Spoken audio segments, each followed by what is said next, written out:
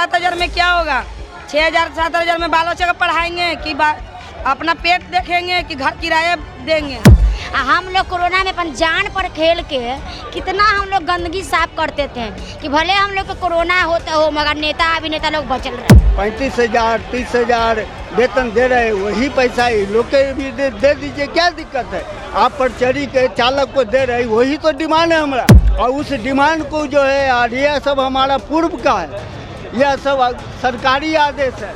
एक है दैनिक जो मजदूर हैं, जो वर्षों से 18 साल से काम कर रहे हैं, कोई 10 साल से काम कर रहे हैं, उनको स्थायीकरण किया जाए। जीते स्कूटी जीते कार। जी आपने सही सुना, लक्ष्मी ज्वेलर्स कटिहार से कृष्णा डायमंड ज्वेलरी खरीदें, लकी ड्रॉ में पार्टिसिपेट करें और कार और स्कूटी जीतने का मौका पाएं। साथ ही 25% तक की छूट पाएं सोने और चांदी के जेवर की बनाई पे और हीरे की वैल्यू पे। Lakshmi jewellers, Lakshmi complex, doctor Rajendra Prasad पथ, कटिहार।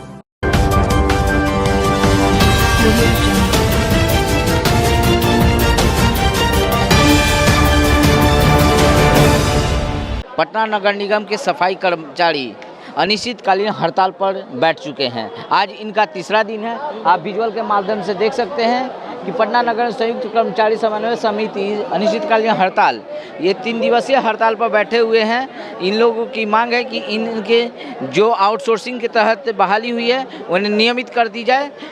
जहां एक तरफ पटना नगर निगम के सफाई कर्मचारी हड़ताल पर बैठे हैं, वहीं दूसरी तरफ पटना कूड़ों और के ढेरों पर ढेर जमा हो चुका है।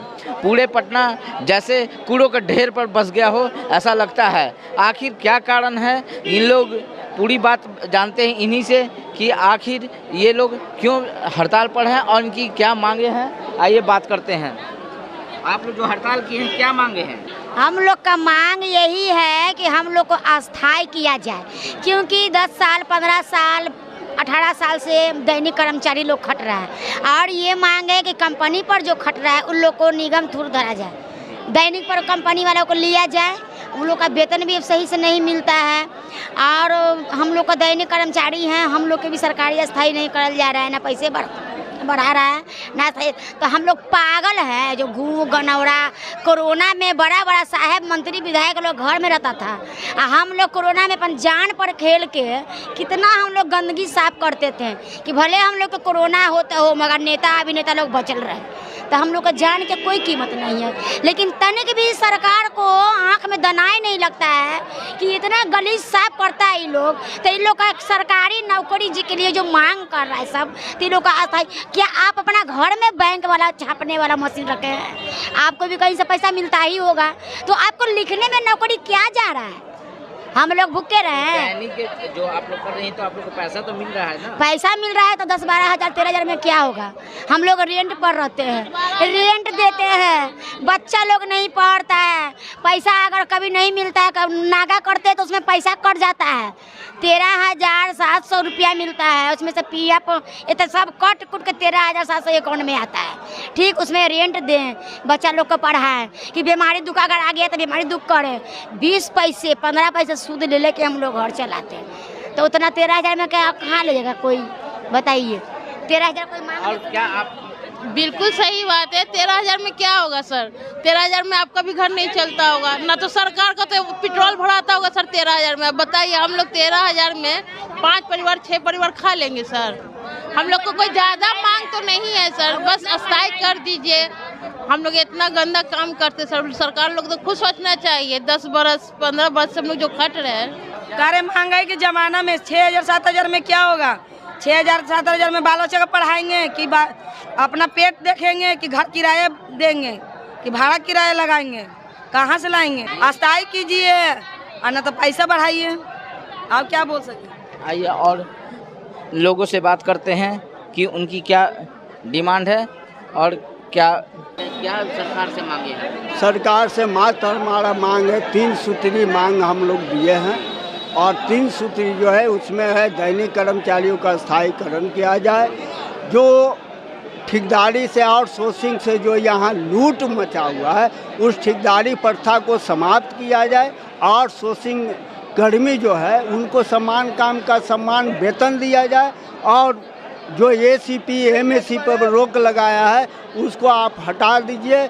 बस यही 3 सूत्री मांग है और इस 3 सूत्री मांग के लिए हम लोग लंबे समय से लड़ाई लड़ रहे हैं और इस आंदोलन के सूचना 1.5 महीना पहले हम लोग दे चुके थे, लेकिन यह सरकार एक तरफ कहता है कि आप आवेदन दीजिए तो 30 दिन के अंदर उसका निष्पादन होगा, लेकिन हमारे जो मंत्री हैं, नगर विकास मंत्री हैं नीतीश मिश्रा जी, वो कहते हैं कि भाई ऐसा तो पत्र हमारे यहाँ सैकड़ों आता है, उस पर हम ध्यान नहीं देते हैं। आपको अगर ज़रूरत था तो आप हमसे मिलते, लेकिन हम लोग ज़रूरत महसूस किए कि भाई हमारे अधिकारी हैं, हमारे मंत्री हैं, हम फ़ोन पर PA से बात करके कि भाई देखिए हम लोग फलना तारीख से हम लोग हड़ताल पर जा रहे हैं, अभी तक आप लोग कुछ नहीं कर रहे हैं। तो अनंत फनन में कहे कि आइए हम बात करवा देते हैं। तो बात करने गए तो वही प्रक्रिया आप रहे कि भाई अब लेटर तो ऐसे जैसे रहता है, आप हमसे काहे नहीं मिले। यह अब उनकी जवाबदेही नहीं था कि ये लोग हड़ताल पर जा रहा है, नगर में जो एक महामारी फैलेगा इसको हम कैसे बचावे, उसको कैसे बुलावे। वो 1 सप्ताह पहले बुलाते, वो कहते कि हाँ भाई आप रुक जाइए 10 दिन, लेकिन जब आप हम कल से हड़ताल पर जा रहे हैं, आज कह रहे हैं कि हमको समय दीजिए, हम फिर बाद में आपको बुलाएंगे तब इस पर बात करेंगे। तो यह गैर जीवनाना यह मंत्री जी हैं और इसका हम पुरजोर विरोध करते हैं और हड़ताल पर हमारा 3रा दिन है। अब इसके लिए जो अगर होना होगा, लेकिन यह 3 सूत्री जब तक सरकार यह मांग पूरी नहीं करता है, जब तक यह हड़ताल जारी रहेगा। ज़रूरत पड़ेगा तो हम लोग जेल भी जाने के लिए तैयार हैं। हम लोग अगर कमर कस लिए, ये सरकार का तानाशाही जो रवैया है इसके खिलाफ हैं और वो अपने रवैया को बदले।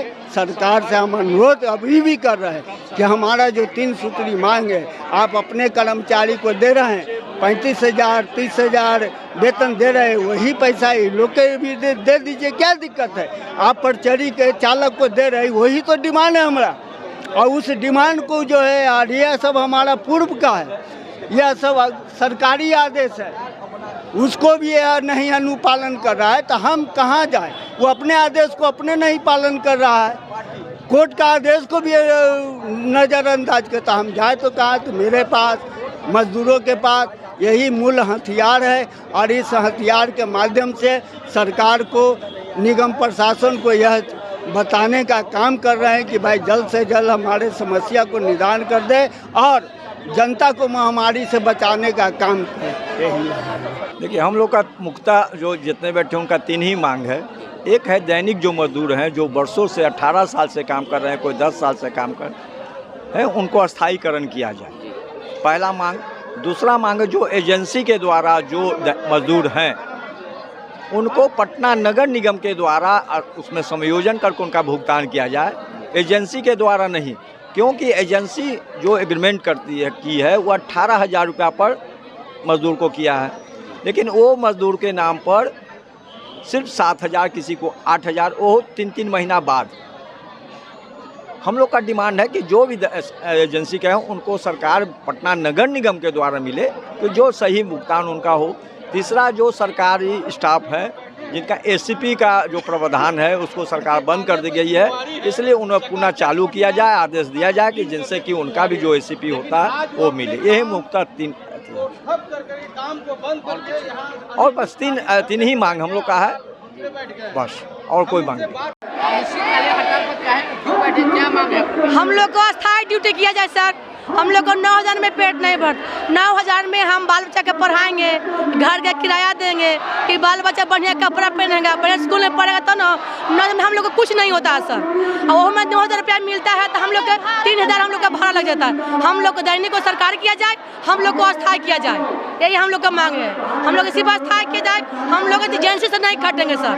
हम लोग को अस्थायी ड्यूटी मिलना चाहिए, हम लोग का मजदूरी भी बढ़ना चाहिए। हम लोग को 9,000 कुछ नहीं, हमको कम से कम 30-40 हज़ार रुपया हमको तनख्वाह मिलना चाहिए सर। तो आपने सुना कि इन लोगों की मांग 3 त्रिस्तरीय मांग को लेकर ये लोग धरना बैठे हुए हैं। इनकी पहली मांग है कि इन्हें समायोजित करके नगर निगम के थ्रू इन लोग की जॉब को नियमित कर दी जाए नगर निगम के साथ, तथा इन लोगों का वेतन को भी बढ़ाया जाए।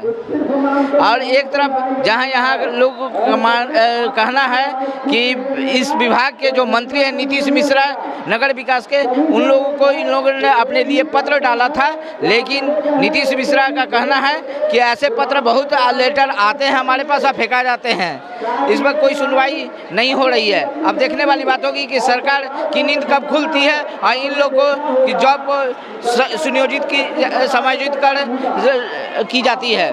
BMW के लिए पटना से अक्षय किशोर। तमसोमा ज्योतिर्गमय गुरुकुल शिक्षा मंदिर संस्थान के साथ बनाए अपना भविष्य। रेगुलर और प्रोफेशनल कोर्सेज, सेकेंडरी और senior secondary courses, law, teachers training courses, pharmacy and nursing के साथ पैरामेडिकल में डायरेक्ट एडमिशन पाए। वेबसाइट विजिट करें या दिए गए नंबर पर कॉल करें। हमारा पता है गुरुकुल शिक्षा मंदिर संस्थान, कल्याण चौक, DS कॉलेज रोड, कटिहार। हमारा वीडियो अगर आपको अच्छा लगा हो तो आप हमारे वीडियो को लाइक करें, शेयर करें और हमारे चैनल को सब्सक्राइब जरूर करें।